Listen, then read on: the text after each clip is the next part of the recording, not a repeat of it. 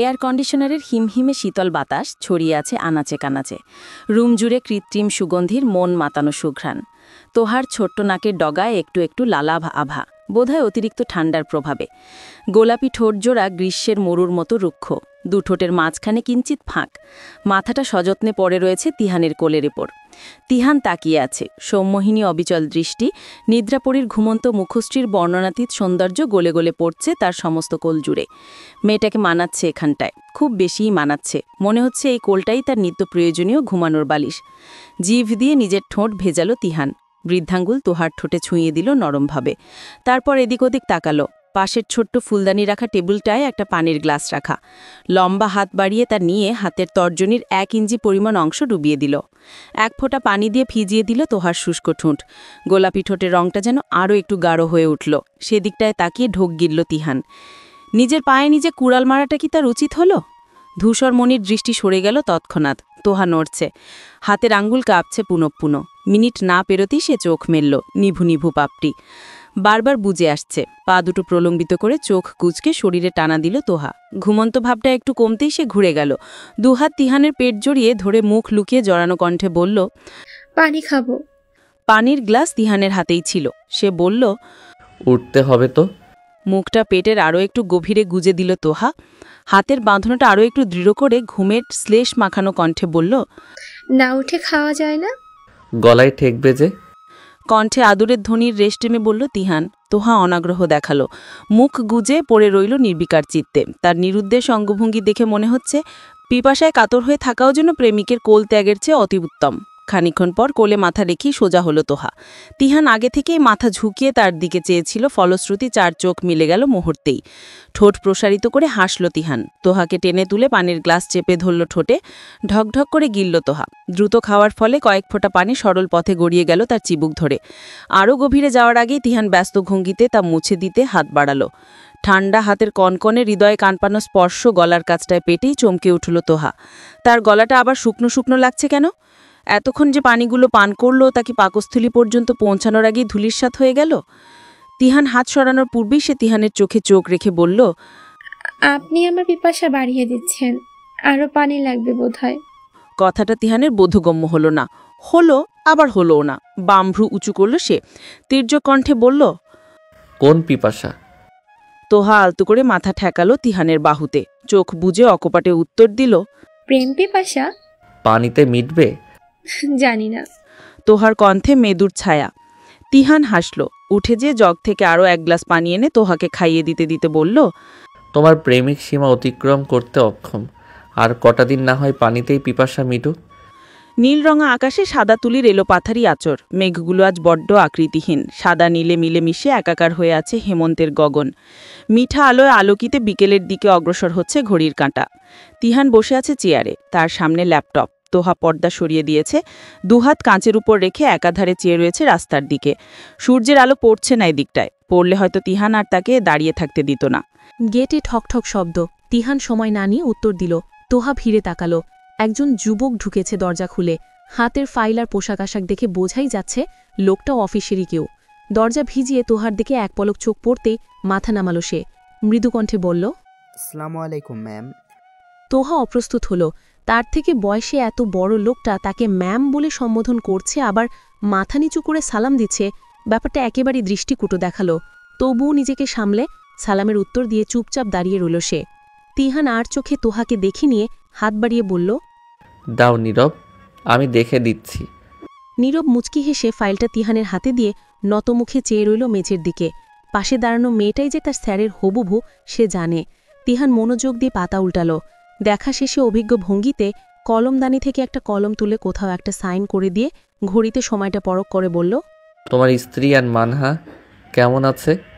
ভালো আছে স্যার। লাজুক হেসে উত্তর দিল নীরব। তিহানও হাসল। তোহাকে উদ্দেশ্য করে বলল, ও হচ্ছে নীরব। তোমাকে একবার বলেছিলাম না আমার এক কলিগের বাচ্চা হয়েছে, মনে আছে? তোহা যেন একটু লজ্জা পেল। সেবার তিহানকে হেসে হেসে ফোনে কথা বলতে দেখে কি একটা কাণ্ডই না করেছিল সে। মনে পড়তেই সে যথাসম্ভব নিচু গলায় বলল, মনে আছে।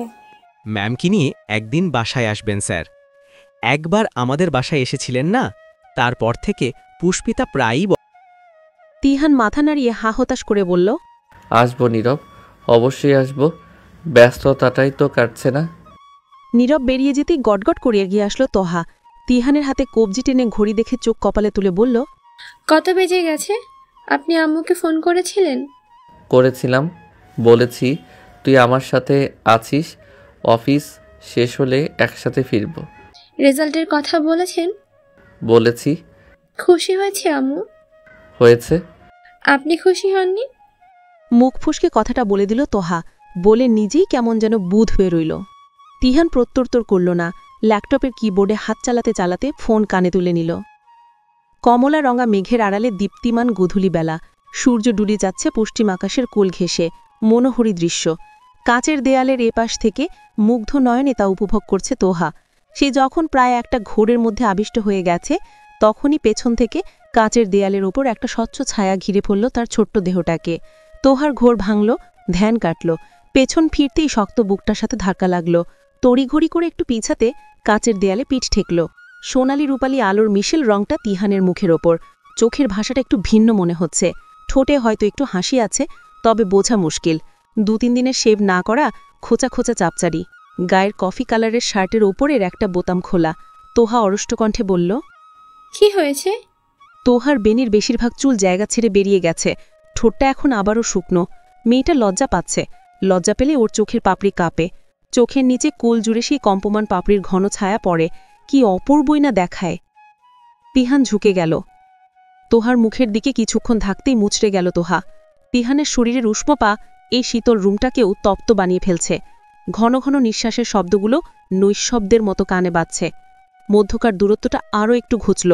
তিহান তোহার গলার 2 পাশ দিয়ে হাত গলিয়ে একটা গাঢ় নীল পাথরের লকেট সমেত চেনের হুক লাগাতে লাগাতে কানের কাছে ফিসফিসিয়ে বলল, তোমার উপহার। সূর্য ডুবে গেছে প্রায় অনেকক্ষণ। চারিপাশে এখন আলোকশূন্য সন্ধ্যার বিষণ্ণ বাতাসের আনাগোনা। তবে সেই বাতাসের ছোঁয়া তোহার মন অবধি পৌঁছাতে পারেনি। কিশোরী মনটায় আজ খুশি খুশি আমেজ। গাড়ির মিরর গ্লাসে ফুটে ওঠা প্রতিচ্ছবিটার মধ্যে আটকে রয়েছে মুগ্ধ আখি যুগল।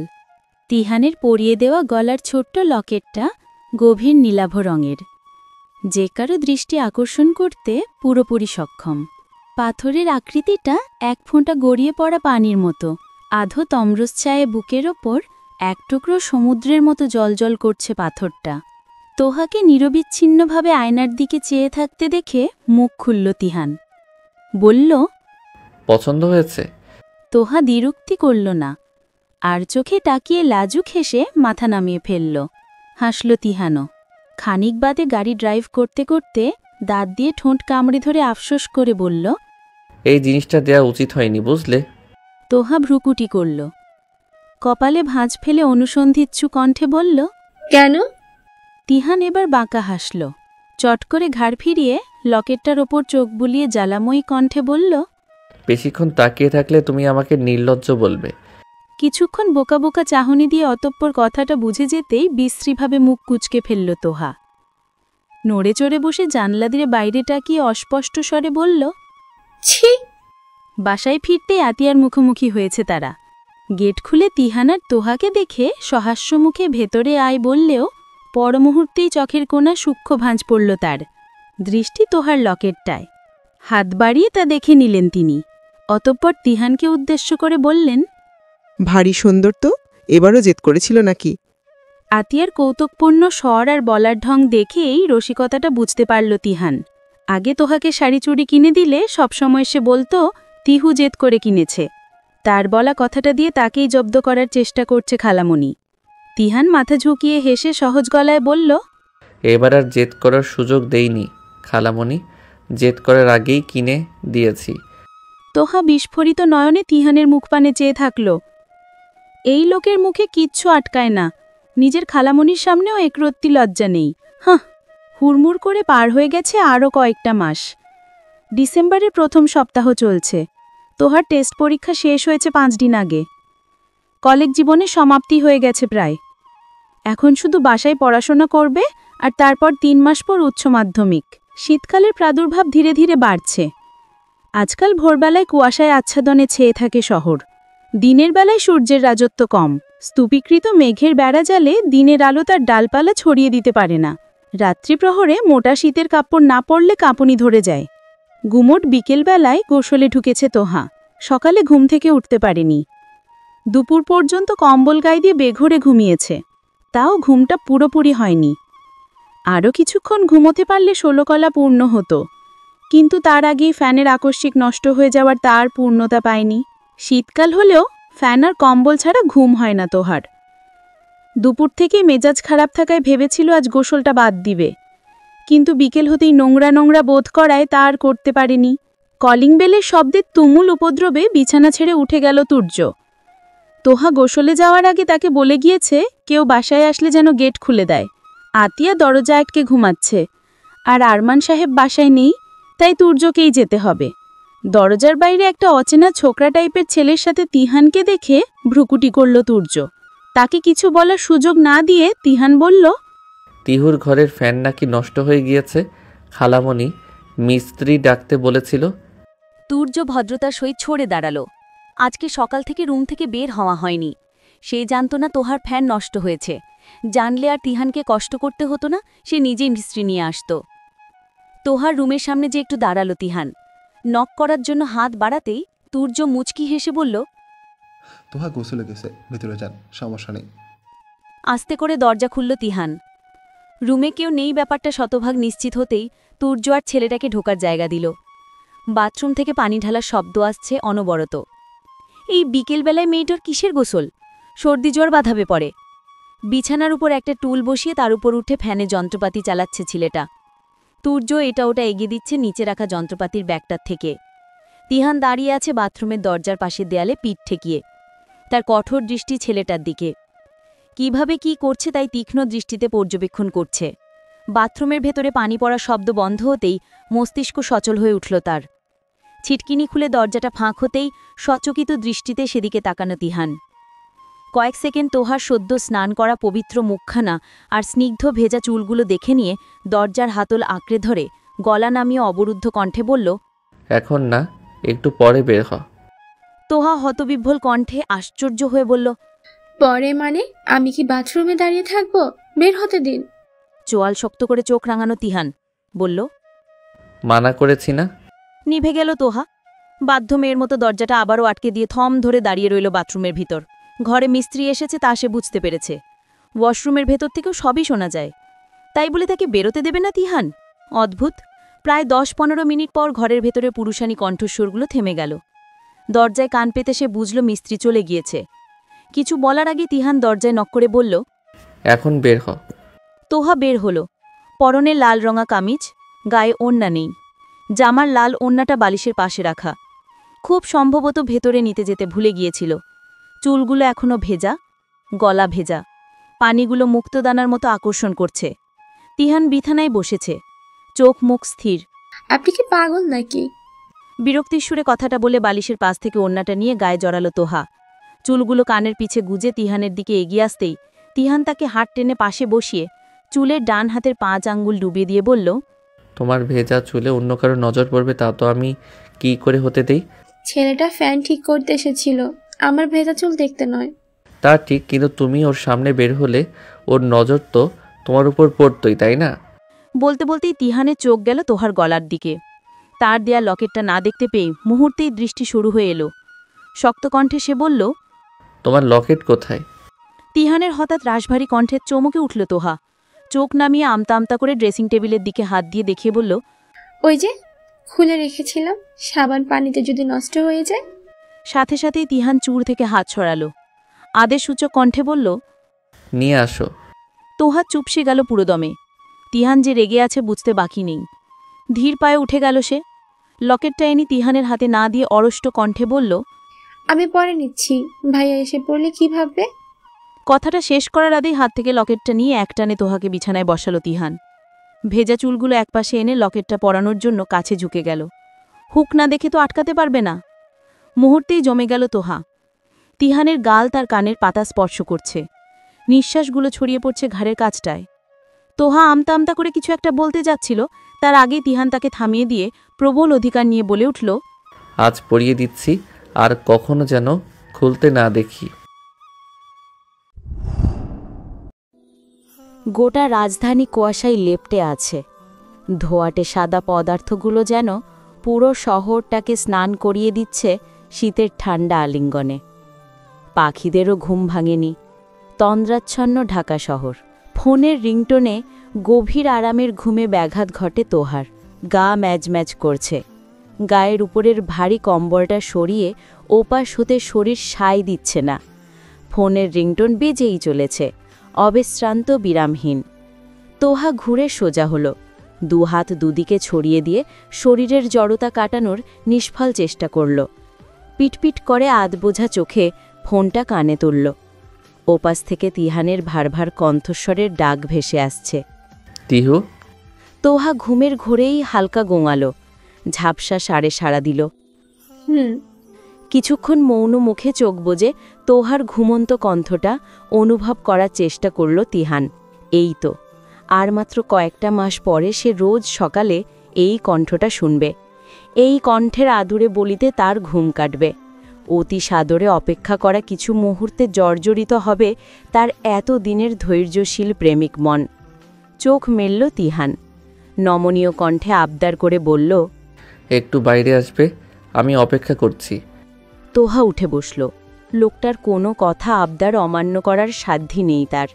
আজ পর্যন্ত কখনো তিহানের মুখের ওপরে কোনো কথা বলেনি। অগত্যা চোখ কচলে ঘুম কাটানোর চেষ্টা করল সে। দ্রুত বিছানা থেকে নেমে গায়ের শাল জড়িয়ে নিয়ে নিভু নিভু স্বরে উত্তর দিল, একটু দাঁড়ান, আসছি। এ সময় নীরবতাটা বেশি থাকে। নিঃশ্বাস প্রশ্বাসগুলো যেন উচ্চ রব সৃষ্টি করে ফেলে। রুমের দরজাটা আস্তে করে খুলল তোহা। নিঃশব্দে লক করে ঘুরে দাঁড়াতেই হৃৎপিণ্ডটা দরাস করে লাফিয়ে উঠল। ঠিক তার পেছনেই তুর্য দাঁড়িয়ে আছে, চোখ মুখ ঢুলু ঢুলু। তোহা বেব্রত, কিত কর্তব্য বিমূঢ়। লজ্জিত ভঙ্গিতে কিছু বলার আগেই তুর্য তাড়া দিয়ে বলল, জলদি আয়, দরজা আটকে দে, আমি ঘুমাবো বোন। তোহা বিস্মিত, বাক্যহীন। পরিস্থিতিটার আগা মাথা তার মাথায় ঢুকছে না। তুর্য কিভাবে জানল সে বাইরে যাবে? তিহান বলেছে নিশ্চয়ই। ভাইয়ের সামনে কি একটু লজ্জা? ও আল্লাহ! কথা না বলে চুপচাপ দরজার কাছে গেল তারা। বেরুতেই দেখল তিহান দাঁড়িয়ে আছে। তোহা গুটি গুটি পায়ে চুপটি করে দাঁড়াল। কলাপাতা রঙের একটা সাদামাঠা থ্রিসিপের ওপর কালো শাল জড়ানো, মাথায় জর্জেটের ওড়না দিয়ে ঘুমটা টানা।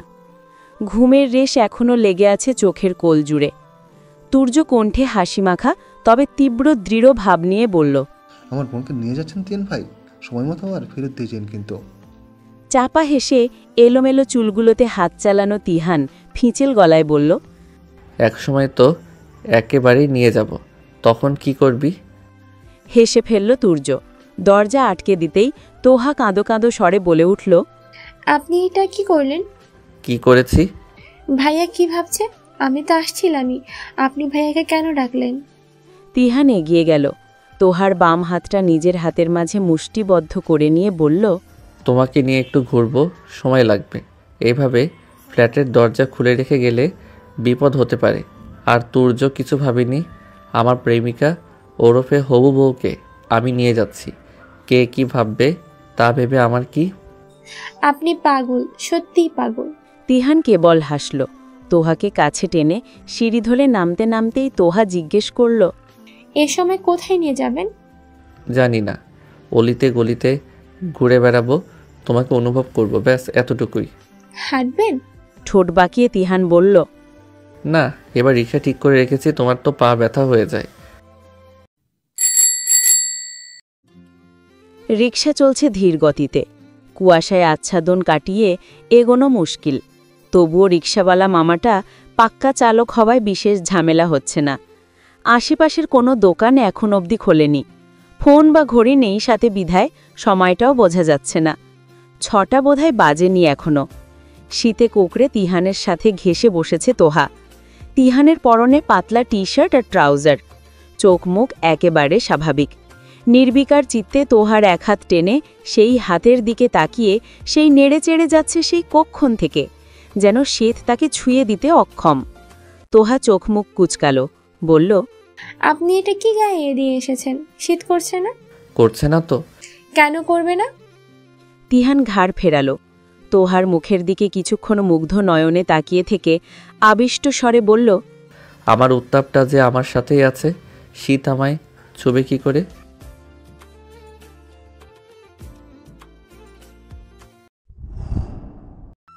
শীতকালে রান্নাঘরে খুব আরামবোধ হয়। আগুনের তাপে গরম গরম লাগে।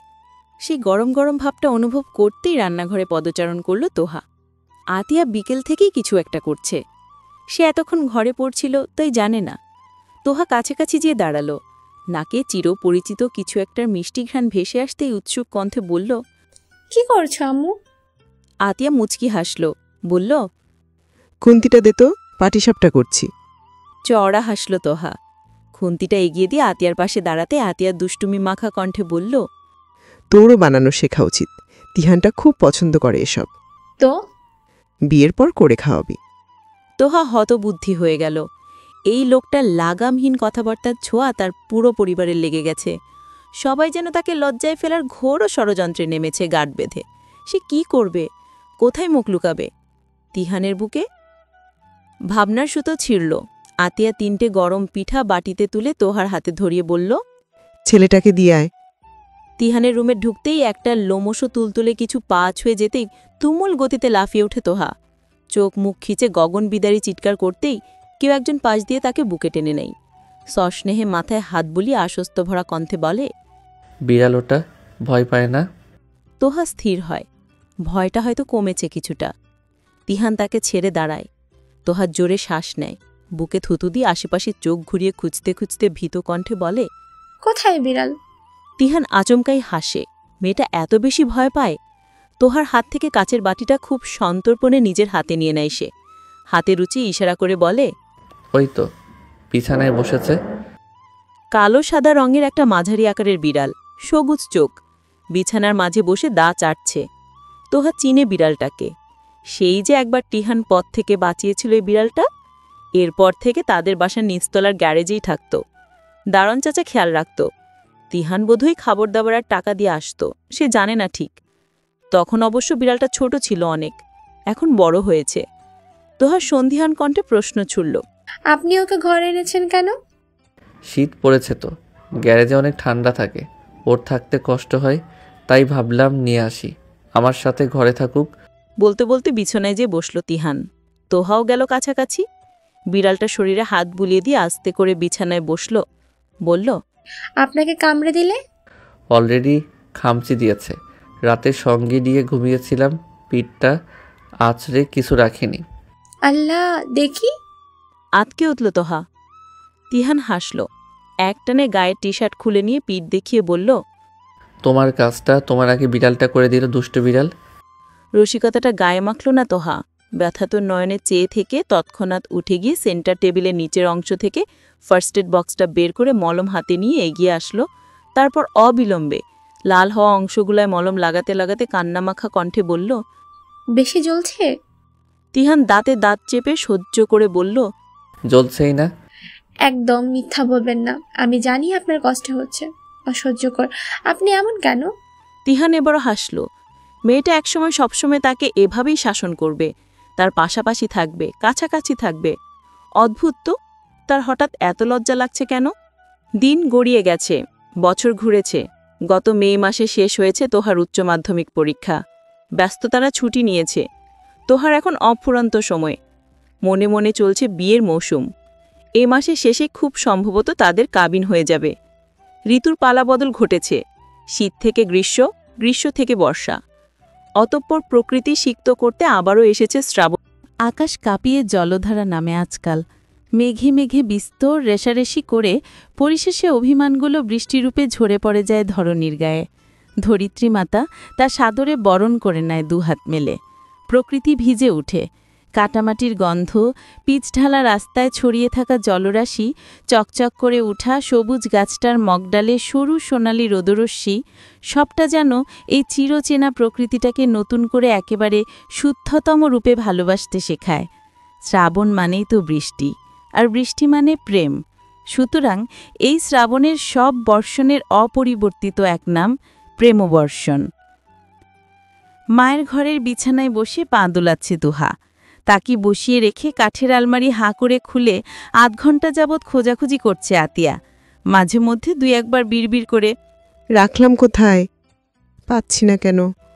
এই ধরনের স্বগতোক্তি আওড়াচ্ছে। তোহা চোখ মুখ পুতুলের ন্যায় শান্ত, নিশ্চল।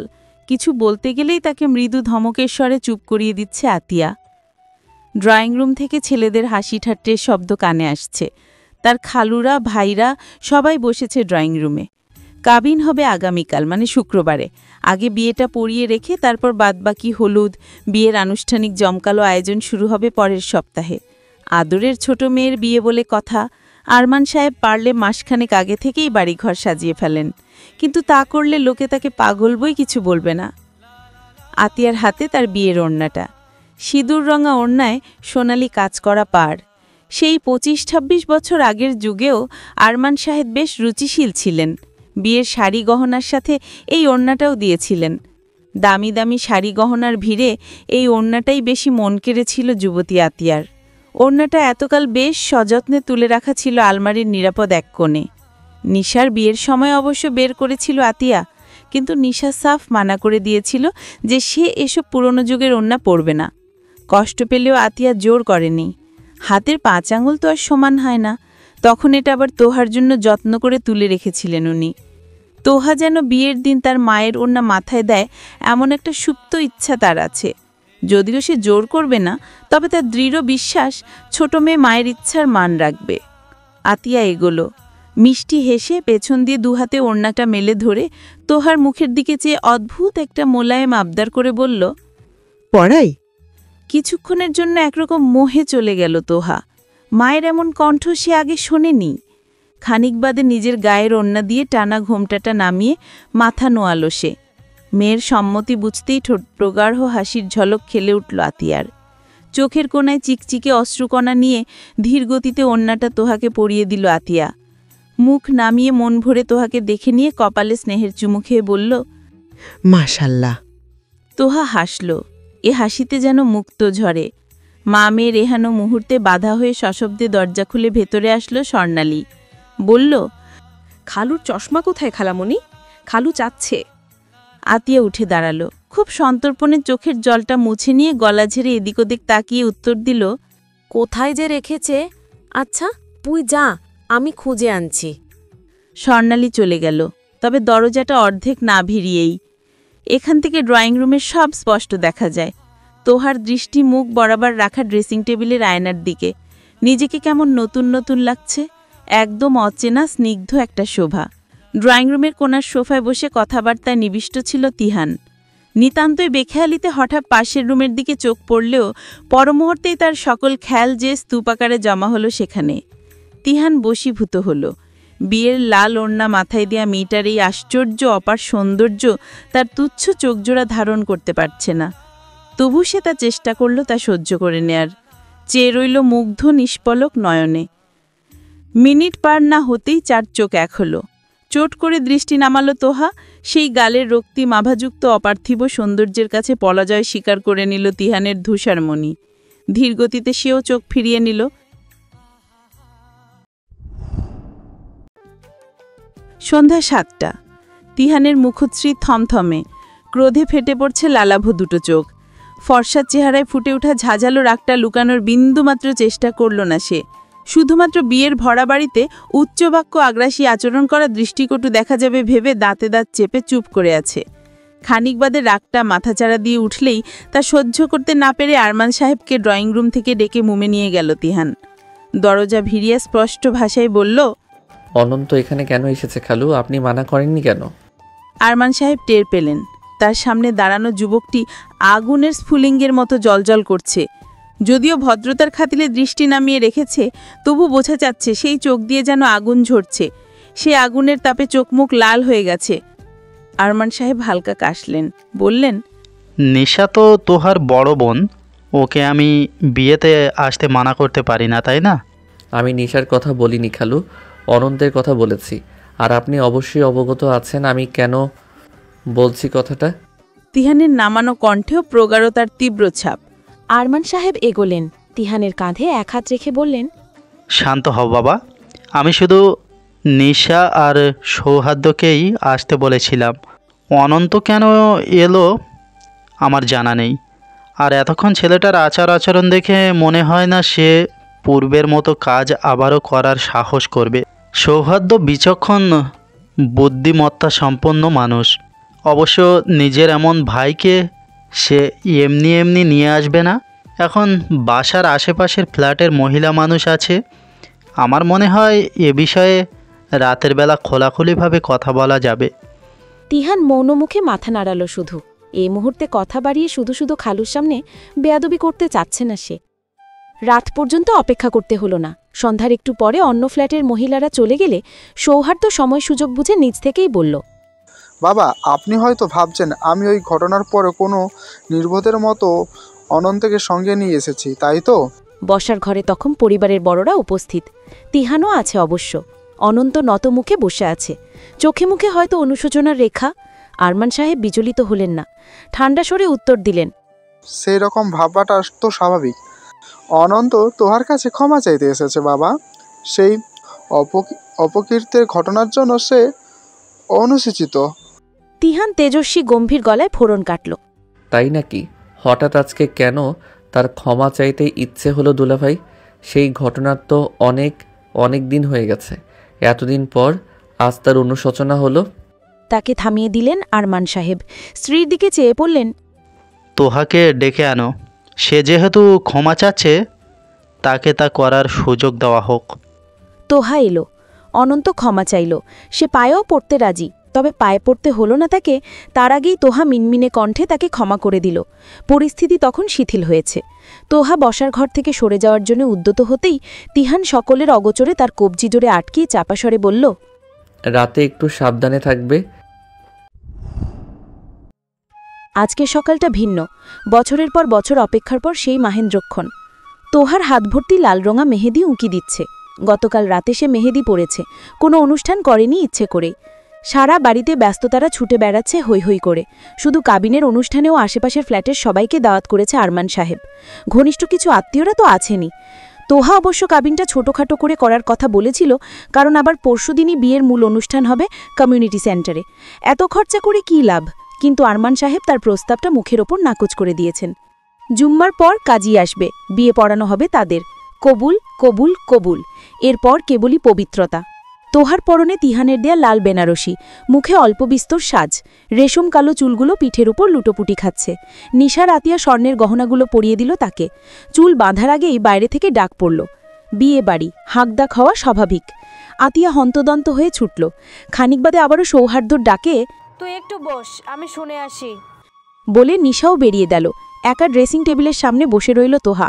অনমনে আতিয়ার বিয়ের ওড়নাটা মাথায় দিল একবার। না, এবার সত্যিই সুন্দর দেখাচ্ছে তাকে। গেট খোলার শব্দ। তোহা না তাকিয়ে বলল, আপু চুলটা বেঁধে দাও তাড়াতাড়ি, আজান তো দিয়েই দিবে একটু পর। বাইরে এত শোরগোল কেন? কাজে কি আগে এসে পড়েছে? বলে মাথার ওড়নাটা নামিয়ে রাখল সে। উঠে দাঁড়িয়ে খোলা চুল সামলাতে সামলাতে পেছনে ফিরতেই ধক করে একটা ধাক্কা লাগে বুকের মধ্যিখানটায়। আপন আপনি দুপা পিছিয়ে যায় সে। ড্রেসিং টেবিলের সাথে পা ঠেকে যেতেই থেমে থেমে ভীত গলায় বলে, আপনি এখানে কেন এসেছেন? বের হন, আমি তৈরি হচ্ছি। অনন্ত হাসল, সেই পুরনো বিচ্ছিরি হাসিটা। গা রি রি করে উঠল তোহার। শরীর কাটা দিল। মনের গহীন কোণে উঁকি দিল আগাম কিছু দুঃসংবাদ। অনন্ত সময় নষ্ট করল না। যে কোনো সময় যে কেউ এসে পড়তে পারে, এই সুযোগটাই বেশ কষ্টে হাতে এসেছে। সে দ্রুত কদমে এগিয়ে গেল। তোহার নরম হাতে প্রতিরোধ নিমিষেই উপড়ে দিয়ে বলিষ্ঠ হাতে চেপে ধরল তোহাকে নিজের সাথে। আপত্তিকর স্থানগুলো তার বাজে হাতের কলুষিত ছোঁয়ায় ভরিয়ে দিতে থাকল অবিলম্বে। তোহা চিৎকার করল। বাইরে বোধহয় কিছু নিয়ে ঝগড়া বেঁধে গেছে। বাবার খালুদের তুমুল উচ্চবাক্য শোনা যাচ্ছে। পুনরায় চিৎকার করার আগেই অনন্ত তার মুখ চেপে ধরল। স্পর্শকাতর স্থানে অধরের আগ্রাসী আক্রমণগুলো ক্ষত বানিয়ে ফেলছে। ক্ষত বিক্ষত হচ্ছে তোহার মন। এই শ্রাবণ কি তবে কেবলই তার হৃদয়ের রক্তপাত ঘটানোর জন্য এসেছে? চোখ বেয়ে অঝর ধারায় গড়াচ্ছে পানি, মুখ দিয়ে গঙ্গানি। তার নিজের মানুষটা তাকে স্পর্শ করার আগেই সে অন্যের ছোঁয়ে রক্তাক্ত হয়ে গেল কেন? কেউ বোধহয় আসছে। হ্যাঁ, তাই তো, এদিকেই আসছে। খুব দ্রুত পায়, পায়ের হিলের শব্দ শোনা যাচ্ছে খট খট খট। অনন্ত সরে দাঁড়ালো। সেদিনের চরের ঝালটা পুরোপুরি মেটেনি, তবে যা পেরেছে এই ঢের। তোহাকে ছেড়ে দিয়ে পৈশাচি খাসি হাসল সে। ডান হাতের কুনুয়ের কাজটা খামছিয়ে ধরে আরেক হাতে খুব দ্রুত গাঢ় লিপস্টিক ডোলে ছড়িয়ে দিল। মাথায় চুল এলোমেলো করে বাইরের মানুষটা দরজা খোলার আগেই ভেতর থেকে দরজা টেনে সজোরে তোহাকে এক ধাক্কায় ছুঁড়ে মারল বাইরে। বাবুর্চিদের সাথে খাবার দাবারের বিষয় নিয়েই এক কথা দু কথায় বিস্তর কথা কাটাকাটি লেগে গেছে ড্রয়িং রুমে। আরমান সাহেব উত্তেজিত হয়ে পড়েছেন। আতিয়ার নিশা সেখানে ব্যস্ত থাকায় স্বর্ণালী আসছিল তোহার চুল বাঁধায় সাহায্য করতে। তবে রুমে প্রবেশ করার আগে এই আকস্মিক ধাক্কাটা সে সামলে উঠতে পারল না। ড্রয়িং রুমে উপস্থিত প্রত্যেকটা চোখ তখন সেদিকে। ঝগড়া থেমে গেছে, সব শান্ত শীতল। বিয়েবাড়িতে বউয়ের এহেন বিধ্বস্ত অবস্থা, আর পরক্ষণেই রুমের ভেতর থেকে অনন্তের বের হয়ে যাওয়া দেখে মেহমানদের প্রায় সবাই ঘটনা সম্পর্কে উৎসুক হয়ে উঠল। তুর্য এগিয়ে এলো সর্বপ্রথম, বাকি কারোর চলছে পা না চলছে মুখ। তুর্য এসে স্বর্ণালীর কাছ থেকে তোহাকে টেনে বুকের সাথে চেপে ধরল দ্রুত। এলোমেলো চুলে হাত ডুবিয়ে দিতেই ক্ষীণশ্রয়ে ডাকল, তোহা, ভাইয়া। সেই করুণ ডাকটায় ভেতরটা যেন জ্বলে পুড়ে ভস্য হয়ে গেল তুর্যের। বোনের অবস্থা দেখে ঘটনা বুঝতে বাকি নেই তার। সে জাপটে ধরল তোহাকে, যেন বুকের ভিতর লুকিয়ে ফেলবে আদরের বোনটাকে। তোহা চোখ বুঝল, নিস্তেজ গলায় প্রশ্ন করল, উনি কোথায়? অনন্ত দাঁড়িয়ে আছে উদ্ভ্রান্তের মতো। তার চোখে ঠোঁটের বাঁকা হাসিতে যেন প্রকাশ পাচ্ছে নরপিশাচের তৃপ্তিকর ঢেকুর। আরমান সাহেব এগোলেন, রক্তচক্ষু নিয়ে সজোরে চড় মারলেন অনন্তের বাম গালে। তার প্রেশার বেড়ে যাচ্ছে, হাত কাঁপছে, মাথা ঘোরাচ্ছে। অনন্ত ছিটকে পড়ে গেল। মুহূর্তেই তাচ্ছিল্য স্বরে হেসে বলল, এখন যত ইচ্ছা মারেন আঙ্কেল, আপনার মেয়ের ক্ষতি তো করেই ফেলেছি। তিহান বেরিয়েছিল একটু একটা জিনিস কিনতে। ধৈর্যশীল প্রেমিক মনটা আজ খুব বেশি তাড়া দিচ্ছে। তোহাকে বিয়ের শাড়িতে সাজে বধূ বেশে দেখার জন্য তৃষ্ণার্ত মনটা হাহাকার করছে। এত তাড়া তো তার কোনো কালেই ছিল না, তবে আজ এত তাড়াহুড়ো কেন? হাতের ছোট্ট জিনিসটা পরনের ধবধবে সাদা পাঞ্জাবির পকেটে ঢোকালো সে। প্রায় সিঁড়ির মাথায় উঠে গেছে, কোনো কলরব নেই। বেরোনোর আগেই তো দেখল সব সরব, এখন সব এত নীরব কেন? কিছু হলো না তো? তোহাদের ফ্ল্যাটের দরজাটা আস্তে করে খুলল সে। সবার মূর্তির ন্যায় দাঁড়িয়ে থাকা আর অনন্তর ফ্লোরে বসা দেখিয়ে বুঝল খুব বাজে কিছু ঘটে গেছে। সে দেরি করে ফেলেছে, খুব দেরি। কয়েক কদম এগিয়ে যেতেই তোহার দেখা মিলল। তুর্যের বুকে গুটিসুটি হয়ে লুকিয়ে আছে, ভয় পাচ্ছে বোধহয়। তিহান সবটা বুঝেও যেন বুঝল না, বুঝতে চাইল না। তুর্যের চোখ সিক্ত। তিহান নির্বোধের মতো বলল, কি হয়েছে এখানে? তিহামির কণ্ঠ কানে যাওয়া মাত্রই মুখ তুলল তোহা।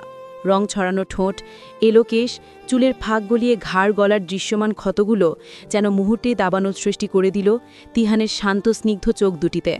বজ্রাহতের নয় প্রাণপ্রিয়সীর বিক্ষিপ্ত আবেশ দেখে নিতেই ফুপিয়ে উঠে আবারও তুর্যের বুকে মুখ লুকালো তোহা। তুর্য আগলে ধরল তাকে, খুব আদরে, চরম মমতায়।